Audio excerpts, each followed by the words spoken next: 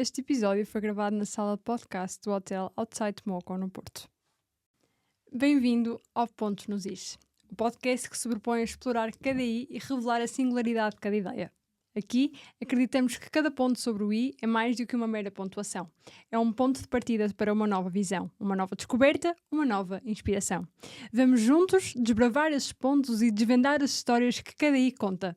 Prepare-se para uma jornada única no universo das ideias, onde cada I tem o seu significado e a sua voz. Vamos começar a pontuar e descobrir o inexplorado mundo que cada I representa.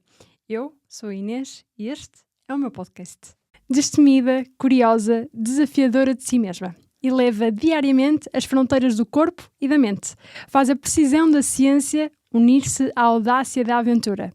Passa dos laboratórios para os trilhos mais inóspitos do planeta e talvez só com a tamanha paixão que tem é que consegue explorar os limites da fisiologia humana em cenários que para muitos seriam pura ficção.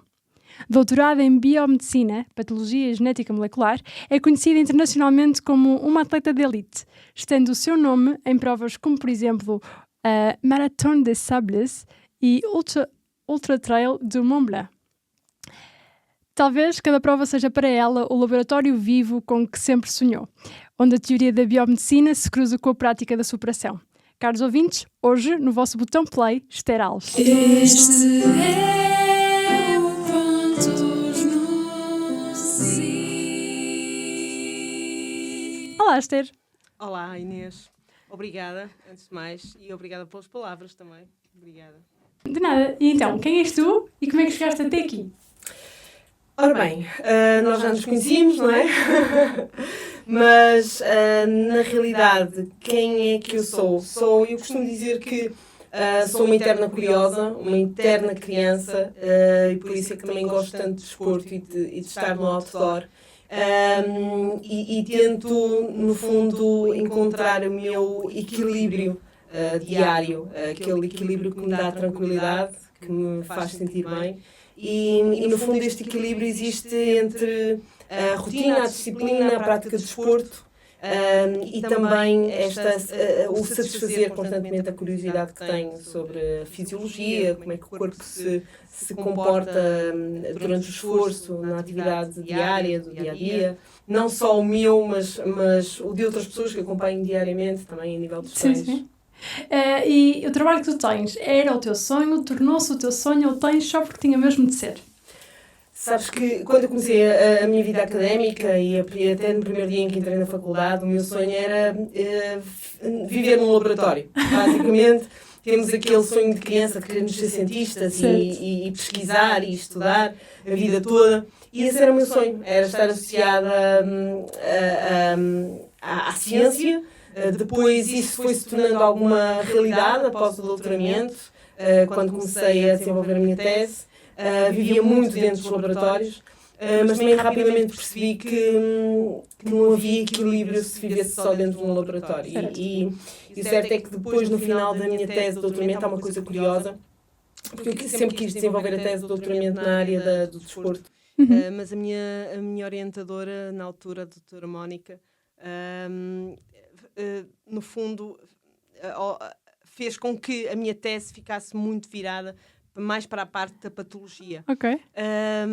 E foi engraçado, nunca desenvolvi na área do desporto um conhecimento mais aprofundado na área da fisiologia, fui fazê-lo mais tarde.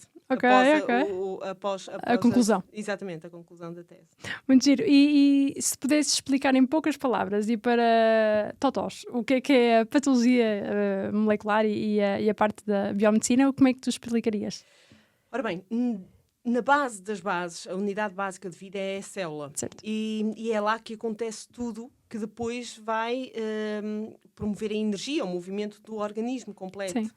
E, portanto, é só imaginar milhares de milhões de células, no fundo, a atuarem de uma forma muito coordenada para produzir hormonas, para originar estímulos, para originar ATP, que é a energia celular. Tudo no seu tempo certo.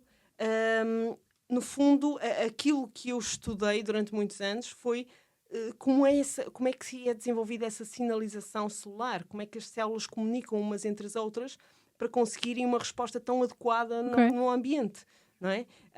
Em todas as tarefas. Enquanto nós estamos aqui, estamos a falar, como é que produzimos energia, como é que raciocinamos para eu responder às tuas perguntas e tu fazeres essas mesmas questões.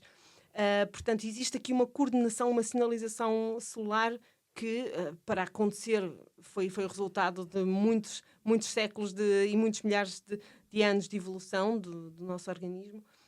Altamente complexo, mas altamente eficaz. Certo, né? Espetacular. Devo perguntar, desde já, para também esclarecer todas as dúvidas, deve ser senhora doutora, atleta, ou como é que ficamos? Eu acho que é as duas coisas. Eu considero-me sempre mais atleta, nunca gosto dessa parte muito formal. Ok. Há sempre, dentro da academia, há sempre os títulos, e o professor doutor, Sim. e eu gosto mais aliás, costumamos dizer na brincadeira que os atletas não têm o você, não têm o senhor. Sim. Tudo se trata por tu. Portanto, se tenha 60 anos, tenha 16 anos, um atleta trata outro atleta por tu. E portanto, não existem coisas muito formais. Certo, talvez porque também os atletas treinam também para ser mais jovens, não é? E mentalmente são mais jovens já só por si, portanto talvez seja também por aí. Apesar de não conseguir escolher, como é que se encontra a simbiose perfeita com a paixão e dedicação do lado do desporto e o conhecimento em biomedicina? Como é que se concilia? É muito complicado. Porquê? Porque um atleta que gosta de treinar precisa de muito tempo disponível. Certo. Não só para treinar, mas para descansar. E uma pessoa que tem uma atividade laboral, seja ela na via académica, seja ela numa empresa, seja onde for, também precisa de muitas horas dedicadas àquilo que faz. Claro. É um desafio. Eu acho que o maior desafio é mesmo encontrar esse equilíbrio, saber como fazer tudo de forma a que também tudo funcione. E posso confidenciar-te que a partir dos 40 anos eu decidi realmente pôr fim à minha versão competitiva. Ok. E, portanto, nós temos que saber fazê-lo. Temos que saber chegar a uma idade e dizer acabou aqui a minha veia competitiva. Não vou entrar numa corrida para derrotar ninguém ou para ganhar alguma coisa. Vou simplesmente para me divertir. E a partir dos 40 eu simplesmente percebi que iria dedicar mais tempo à minha carreira e muito menos tempo à parte do desporto. Portanto, hoje o desporto que faço é por diversão, mas mesmo assim é preciso alguma disciplina para fazer alguns desafios que gosto de fazer por diversão, não é? Sim, faz parte, não é? Porque eu acho que há características nossas que são intrínsecas a nós e, inclusivamente, a parte que tu falas de seres competitiva e tudo mais vai continuar sempre aí, não é? Há alguma coisinha ali que, olha, gostava de ganhar, não é? Pronto. Talvez não de forma tão séria, também para não te levar, se calhar, a tantos limites e assim, mas já vamos falar sobre isso. Tentas encontrar a fórmula perfeita para testares a capacidade humana de chegares a um próximo nível? Ora bem, a nível de teoria, quem é teórico pensa sempre que pode existir uma fórmula perfeita. E sim, é curioso pensar nisso. É uma pergunta que, aprofundada, ficávamos aqui vários dias. Mas realmente, a nível da metodologia do treino, já existe muita bibliografia que fala sobre isso. Como otimizar o estímulo do treino de forma a que o estímulo seja de tal forma adequado que eu não preciso de estar muito tempo em esforço para que a minha célula perceba como é que mecanismos tem de desenvolver para ser mais adaptada, não é? Produzir mais energia. Certo. Ou seja, isto de uma forma simples, em vez de eu ter 4 horas de treino aleatório, otimizar e vou ter apenas 1 hora de treino, mas naquela intensidade adequada, de uma forma em que a célula fique de tal forma otimizada. Existem esses estímulos. Isso estuda-se também, não é? Estuda-se e cada vez mais existe uma área agora muito ligada à parte da fisiologia celular, que estuda mesmo qual o estímulo mais adequado para a célula, para que ela, no tempo menor possível, adquira aqueles desenvolvimentos a nível da mitocondrial, a nível dos organelos, para que, quando esteja a desenvolver energia e a receber estímulos exteriores, tenha a melhor resposta possível. Certo. Isso é muito interessante, porque de facto o nosso corpo é um organismo muito complexo, que a base é sempre a mesma, não é?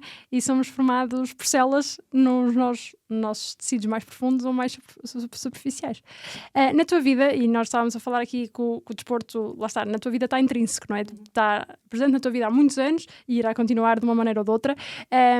E já descobriste que o teu corpo e a tua mente necessitam da capacidade desportiva e do nível desportivo e eventualmente até alimentar para estarem no nível em questão e para continuarem e manterem no nível em que tu estás da tua vida. Mas como é que se explica a necessidade às pessoas que não têm a mesma literacia que tu, que essa necessidade também deveria ser uma prioridade? Que o desporto devia ser uma prioridade na vida das pessoas. Ou devia fazer parte da vida das pessoas, não é? Devia fazer. Podemos como explicar? Talvez pegando num exemplo. Ok. Vamos pegar no exemplo cancro. Ok. O cancro é um processo inflamatório. Portanto, no fundo, resulta de uma inflamação descontrolada do nosso organismo. E nós, com o desporto, também desenvolvemos inflamações e respostas à inflamação. Aquele desportista que faz desporto a vida toda, no fundo, já tem quase o código ideal para responder a um processo inflamatório. E se a determinada altura da vida existe ali um estímulo que vai provocar ou vai explotar o cancro, o nosso organismo já vai conseguir responder de uma forma mais adequada. E, de certa forma, vai estar mais protegido. É quase como se houvesse ali um sistema imunitário desenhado e que se vai desenvolvendo ao longo da vida para combater patologias. Claro. Eu diria que um atleta que faz desporto a vida toda tem quase uma capa protetora contra problemas como o cancro. Exatamente. Certo. E então, se tivesse de escolher o top 3 de hábitos que um ser humano deve cumprir para chegar à sua melhor capacidade, quais é que seriam? Top 3 de hábitos. Um dos hábitos é deitar cedo e acordar cedo. Porque o sono profundo é essencial para a recuperação do organismo, quer pratique desporto, quer não pratique. Ok. E daí o deitar cedo é importante, mas o acordar cedo também porque uma pessoa quer pratique ou não desporto é muito melhor que obedeça aos ciclos. Aliás, nós somos animais, não é? Sim, sim. E como animais, nós respondemos a ciclos de luz também. Sim. Os ciclos circadianos são muito importantes para Sim, os animais sim, regularem sim. o seu sistema hormonal. E, portanto, se nós formos atrás desses ciclos de luz, vamos conseguir controlar muito melhor o nosso sono e também os nossos níveis de energia. Sim. Isso seria uma regra básica. Depois a nutrição e, claro, a atividade física é fundamental. Quando falas do sono e do descanso, também é muito importante referir a parte da higiene do sono, não é? Porque há muita gente que é inculta nessa parte até, e é essencial porque há todo um processo para descansar, para que depois possamos, de facto, aproveitar a nossa noite regeneradora, diga-se de passagem. Sim, sem dúvida. Uma grande parte das patologias e depressões estão muito associadas à falta de descanso. Claro que hoje em dia existe uma fórmula de o carpe diem, vamos viver o dia de hoje, porque amanhã podemos não estar aqui. E na realidade, se vivemos demasiado o dia de hoje, 24 horas seguidas, e não descansamos, no dia a seguir vamos acordar, pronto, não com a mesma energia. E se tornarmos isso um hábito, acabamos por ficar desequilibrados, principalmente a nível hormonal.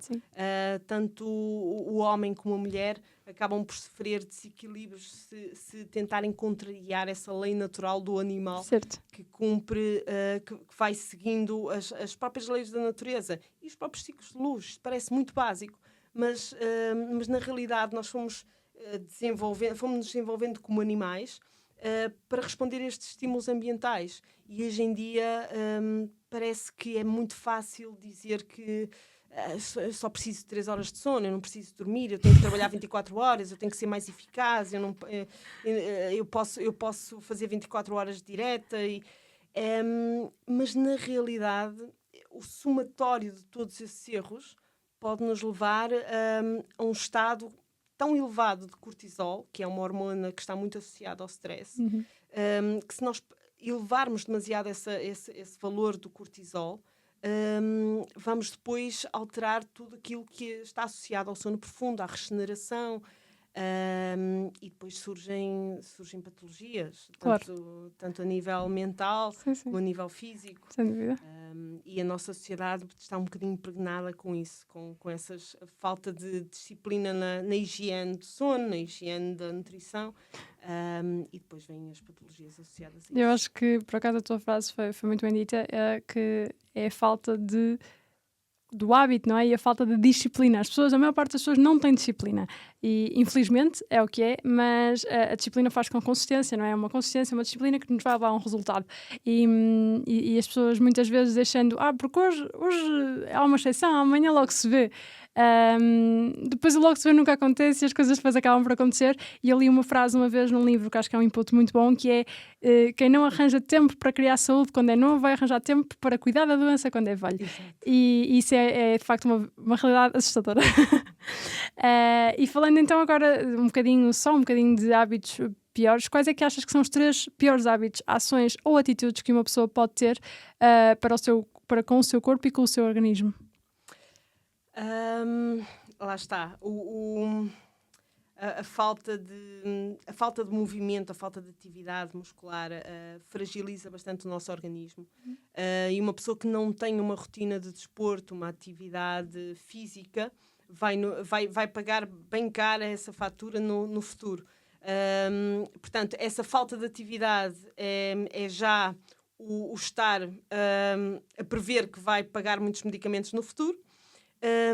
E depois, na realidade, é os excessos a nível de nutrição, a nível de, sei lá, hoje em dia, bebidas alcoólicas, tudo bem que faz parte do nosso dia-a-dia, mas eu vejo isso também muito nos atletas que começaram já a sua vida de atletismo ou de desporto já nem em vida adulta e trouxeram hábitos Certo. ao longo da vida de uma má nutrição, de ingerirem demasiadas gorduras, não pensarem muito bem quantas quilocalorias é que estão a ingerir numa refeição e depois aquele hábito de beber apenas a cerveja, mas não é apenas a cerveja ou não é apenas o copo Exatamente. de álcool, são depois as festas associadas. Exatamente. E portanto, esses excessos, se for levado a um excesso, acaba por ser mau, não é? Se for uma rotina, também acaba por ser mau. Mas, acima de tudo, a falta de atividade física, aquele trabalho muscular básico que um organismo precisa para ser independente aos 80 anos, aos 70 Exatamente, anos, sim. isso sim, eu acho que é o maior erro. A pessoa simplesmente deixar-se ir no sedentarismo. Eu acho que é o maior erro que se pode cometer. E para quem quer começar, então, o que é que tu aconselhas? É correr, a caminhar ou até fazer uns exercícios mais básicos em casa? Primeiro, a pessoa precisa de se viciar. Ok. Como é que se pode viciar? Simplesmente ir para fora de casa, Ok. sair. Pode começar com uma simples caminhada, aquela pessoa que nunca fez nada, uma simples caminhada, hoje 30 minutos, e o vício vem, porque tal como nós nos viciamos em glicose, em Exatamente. açúcar, não é? Acabamos por nos viciar também nas endorfinas que Exatamente. são produzidas numa simples caminhada. Exato. E se repetirmos esse estímulo todos os dias, eu costumo dizer a muitos atletas que me dizem que não têm tempo para treinar, eu costumo dizer-lhes que só precisamos de incutir ali o vício, porque depois do vício estar instalado, todos os dias vamos sair, nem que seja 15 minutos, nem que seja equipar e sair uns 20 minutos para correr, aquele estímulo diário é mesmo muito importante. Sim, e pronto, então acabo por perguntar às pessoas que vão estar a ouvir o nosso podcast, então, hoje já treinaste ou como é que é, não é? Porque a malta não pode estar só sentada no sofá. Já usaste alguma vez o teu organismo para testar alguma teoria ou, alguma teoria que estavas a estudar? Já. Tais como? Ora bem, eu gosto muito de otimizar o tempo.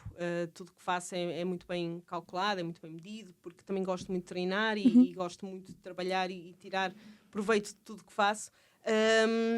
Portanto, uma das teorias quais foi? No último ano, posso contar a última, Claro, não é? força. No último ano estou com um grupo de trabalho a fazer um estudo sobre uma nova metodologia de treino para corredores, específica para corredores, mas esta nova metodologia de treino também inclui algumas sessões de ciclismo. Porquê? Porque os músculos que são solicitados na corrida também são solicitados são os grupos musculares semelhantes aos que são utilizados durante o ciclismo. E, portanto, o que é que nós fizemos? Desenhamos um protocolo de treino que já era utilizado noutros países, mas nunca foi feito estudo na realidade. E então, basicamente, pegamos num protocolo de treino, que também incluía corrida e ciclismo, desenhámos o protocolo, fomos testar foram 56 atletas, estamos a testar neste momento, durante 4 meses, o protocolo em atletas. Eu já tinha começado o protocolo muito antes, portanto já o tinha começado, penso, em junho de 2024. Ia ter agora uma prova de etapas que voltei há dias do Chile, de uma travessia do Atacama. E basicamente esta metodologia de treino não nos tira mais do que 1 hora por dia, sendo que ao fim de semana fazia sempre treinos mais prolongados. Mas é um treino baseado em um equilíbrio e uma alternância entre corrida, bicicleta e alguma intensidade, estímulos de intensidade. Basicamente, o que é que aconteceu? Eu nunca treinei mais do que 4 horas até à travessia do Atacama. Na travessia do Atacama realizei etapas de 10 horas. E o certo é que durante toda a travessia me senti bastante bem. Nunca levei nenhuma estrutura ao limite. Quando falo de estrutura, falo de parte muscular, parte ligamentar, parte articular. Nunca levei durante os treinos ao limite. Nunca houve desgaste, não me sinto mal. Hoje sou capaz de estar aqui contigo com uma leve falta de energia, algum sono para recuperar da viagem. Mas no fundo, o que é que eu posso dizer?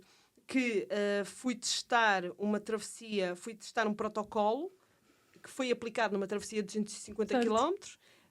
Acho que correu bem, pelo menos para mim, e os resultados que estamos a ter com os nossos atletas também são bastante positivos. Sim. Isso é bom. Muitos parabéns. E o que é que mais te atrai e conquista nesses estudos e na biomedicina?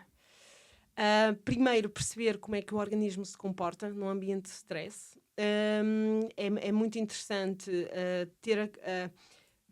primeiro, é interessante analisar os dados que nós conseguimos recolher de várias avaliações bastante rigorosas que fazemos aos atletas. Portanto, estamos a falar de dados matemáticos, não estamos a falar de uma opinião ou de algo que seja apenas analisado a nível visual. Estamos a falar de algo rigoroso. Nós conseguimos colher dados dos atletas e, através dessas análises de dados, aplicar planos de treino, e desses planos de treino regularmente vamos verificando com as mesmas avaliações se as variáveis alteram para melhor ou para pior. E, portanto, vamos sempre ajustando ali o método de treino.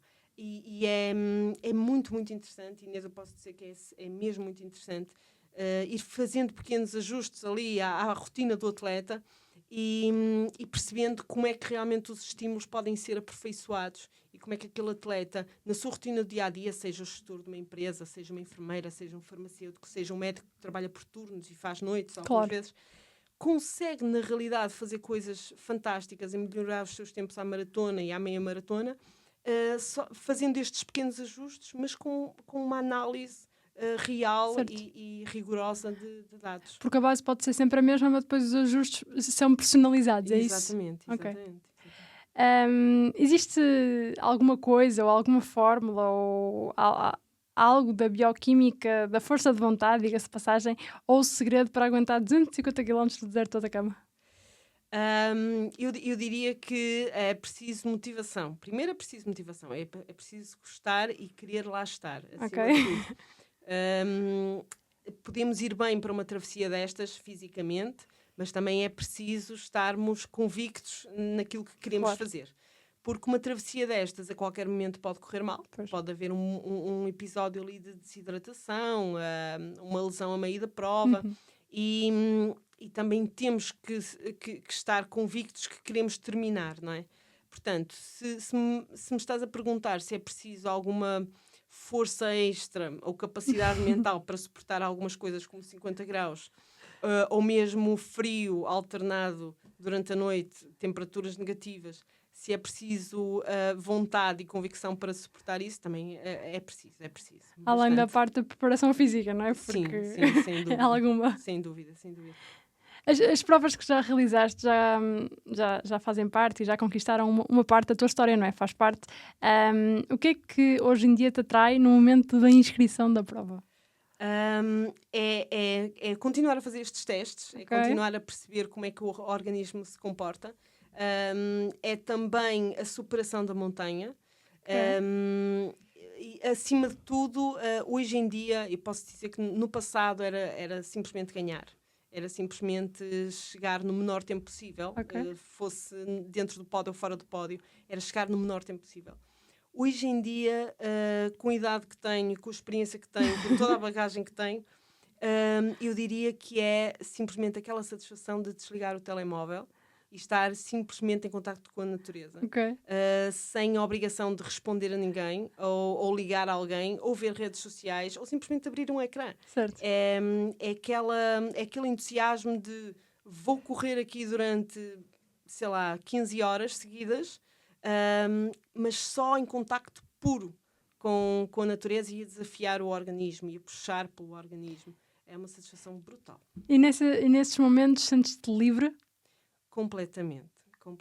Livre de obrigações, livre de responsabilidades. E por isso é que eu acho que hoje em dia há um boom de pessoas à procura de provas como trail running, mesmo de bicicleta, Sim. BTT. Há uma procura bastante intensa. Eu acho que as pessoas, a maior parte delas, não sabe explicar isso. Mas, na realidade, quando há aquele tiro de partida, as pessoas conseguem se desligar de tudo que é a sua rotina Ok. do dia-a-dia Certo. e conseguem entrar num mundo completamente diferente, que é o mundo da superação física. Tanto as pessoas que têm preparação física como as que não têm, vivem aquele momento quase como uma libertação. Sim. Deixa-me aproveitar estas horas porque toda a rotina desaparece ali. Espetacular.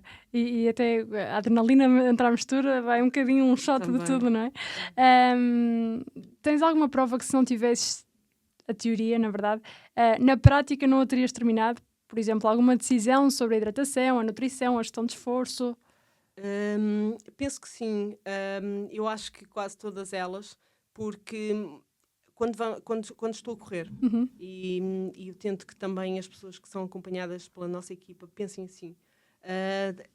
Tudo depende da gestão. Chegares ao fim de uma prova depende da tua capacidade de gestão. Enquanto vais a correr, estás a pensar que quantidade de eletrólitos é que eu já ingeri. Quando é que eu comi uma barra ou um gel a última vez? Já passaram 40 minutos? Já passaram 30 minutos? Vou ter uma subida daqui a 5 km. Vou começar a preparar os bastões? Vou alimentar-me antes para fazer essa subida? Ao desconectarmos com a realidade, entramos noutro tipo de gestão. Pois. Portanto, não é nada.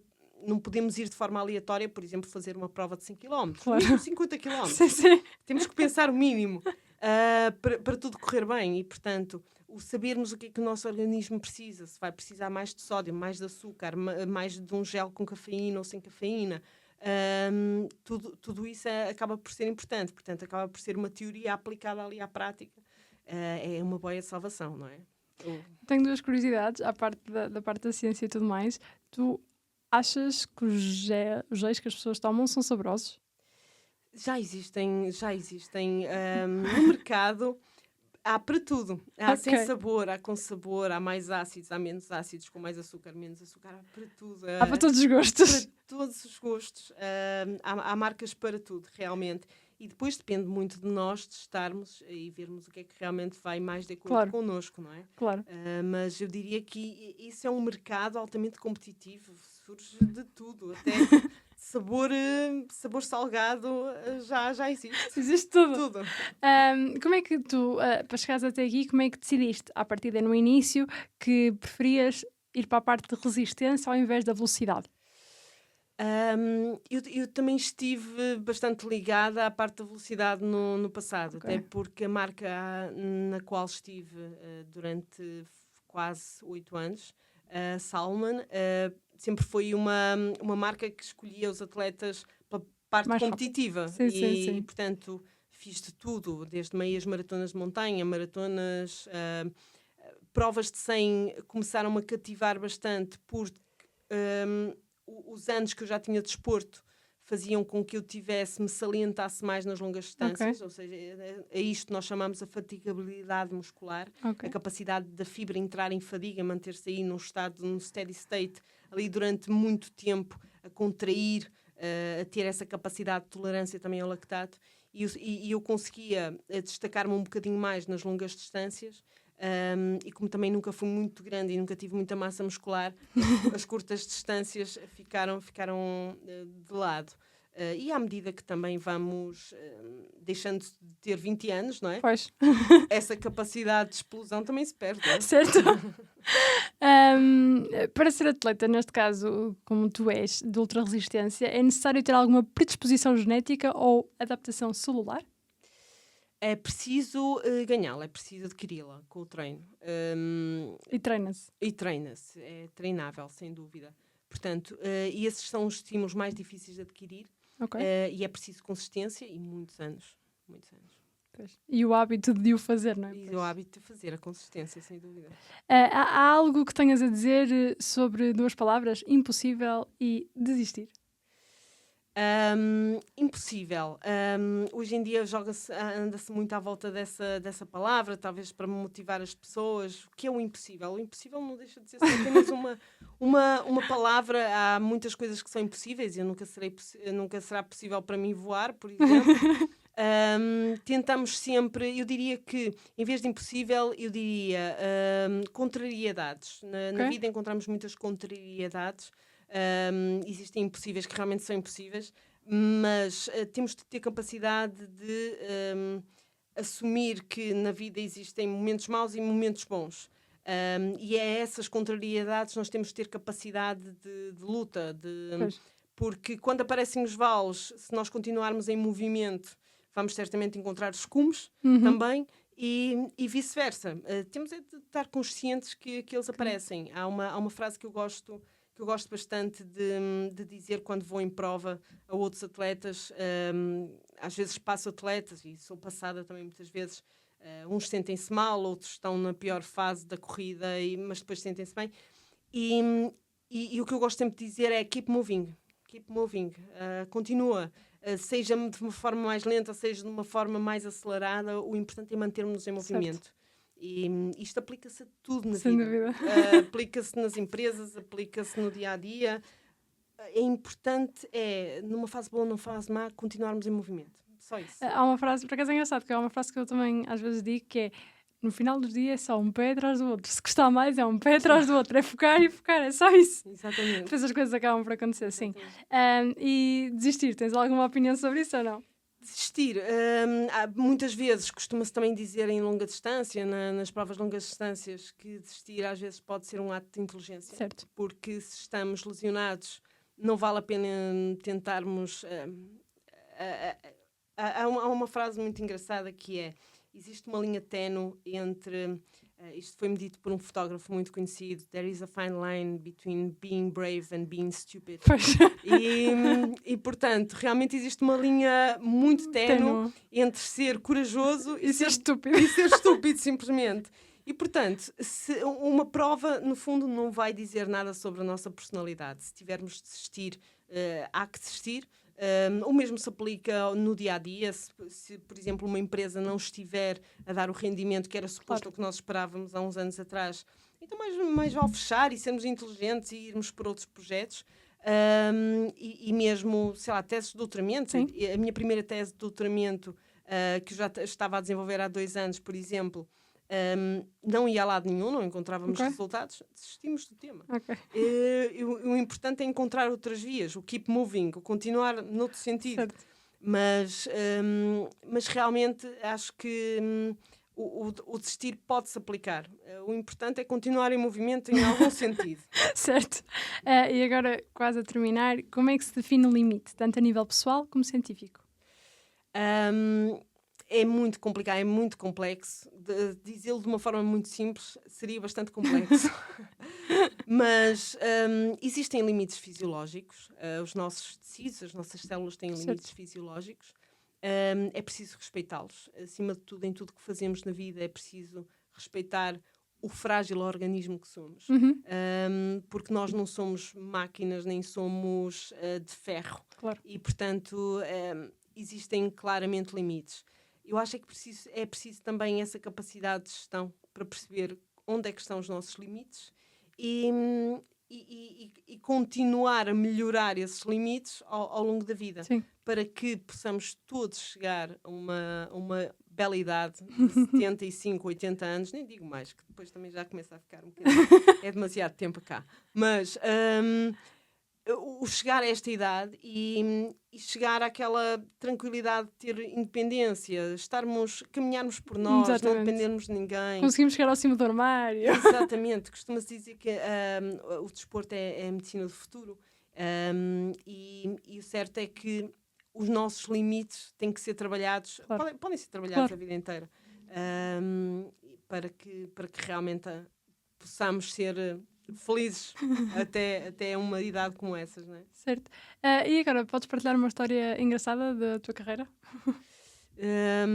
Mas preferes da vida académica ou preferes da vida? Do que tu preferiste sentir mais confortável? Talvez uma engraçada que partilhava com alguns atletas, a prova que me fez estar associada a uma das melhores marcas do mundo, que é a Salomon, foi a prova do Monte Branco, que referiste no início. E a minha primeira vez no Monte Branco foi muito curiosa. Era a primeira vez que eu fazia 100 milhas a correr. 100 milhas são 171 km. E, portanto, era a primeira vez que eu fazia o círculo do Monte Branco, que é o Monte Branco seguido. E houve uma altura em que eu já tinha 26 horas de prova e estava a chegar à meta. Faltavam cerca de 2 km para a meta, que era em Chamonix. E estava a fazer a descida para Chamonix e estava tão debilitada, tão fragilizada, que estava em 8º lugar na altura da prova feminina. Portanto, era um resultado bom, eu tinha consciência dele, mas faltavam esses 2 km e eu estava a ter alucinações. Porque é algo muito comum. Os nossos padrões cerebrais alteram quando nós perdemos minerais como sódio, potássio. Sim. E, portanto, vamos começando a ver padrões nas árvores, na rua. Que cena! Mas acontece. Um atleta muito debilitado, sei lá, que faça um Ironman. Claro. Ninguém disse que isto era saudável. Sim. E, portanto, a partir das 26 horas começa a ter algumas alucinações.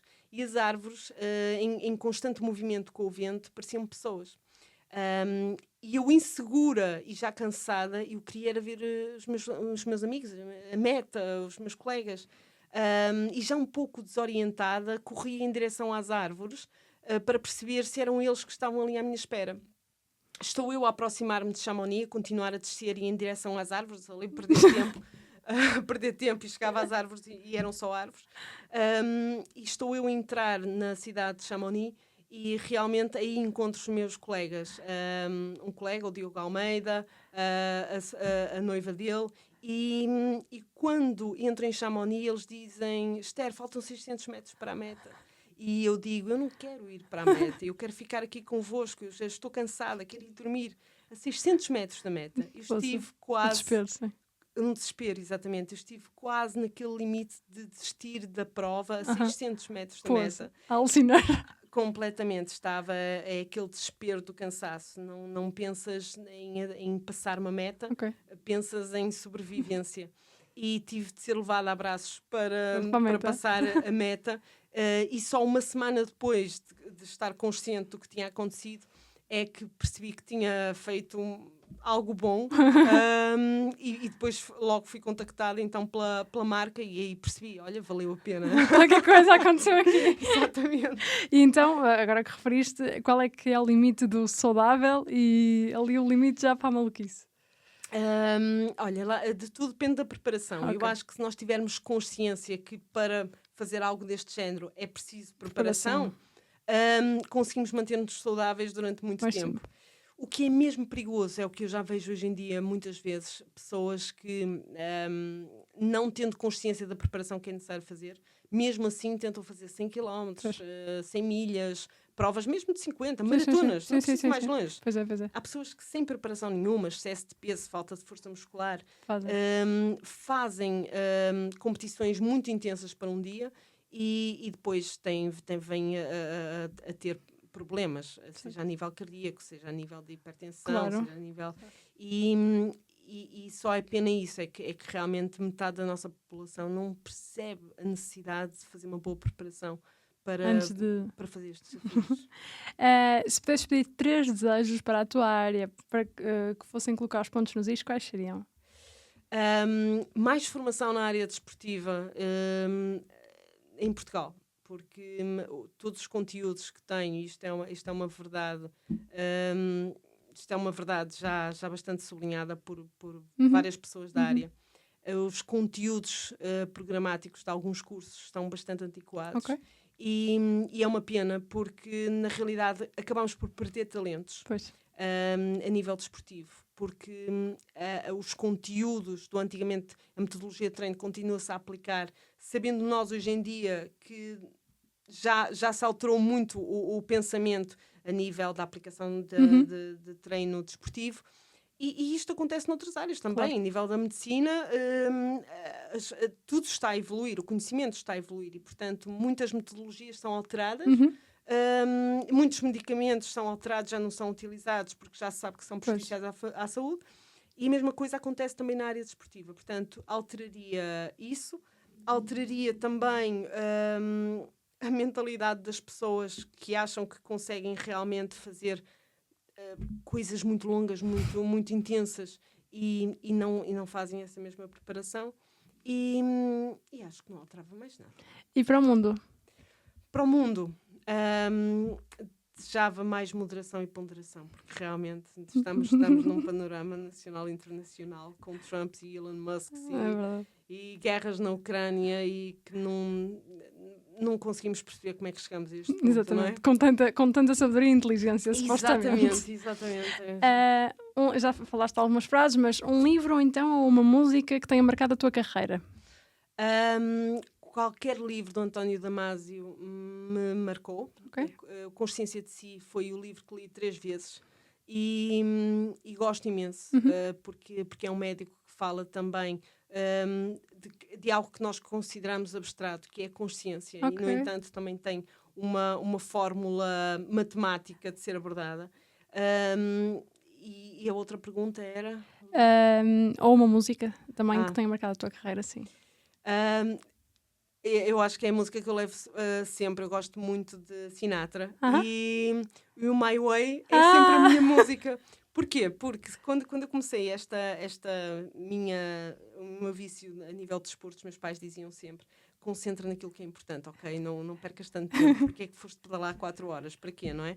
Isto há muitos anos atrás. E portanto, no fundo, aquilo que eu senti que era o melhor para mim, eu filo um pouco à rebeldia. Claro. Quando tinha 18 anos e morava com os meus pais, quando tinha 30 anos e já morava acompanhada já vivia com outra pessoa. Claro. E ainda hoje, quando as pessoas me dizem tem mais calma e vê lá, olha, cuidado com a saúde, que já não são 20 anos... eu continuo a seguir um pouco o instinto daquilo que eu sei que vai ser o meu equilíbrio. Sim. E então faço um bocadinho o my way, não é? Da coisa.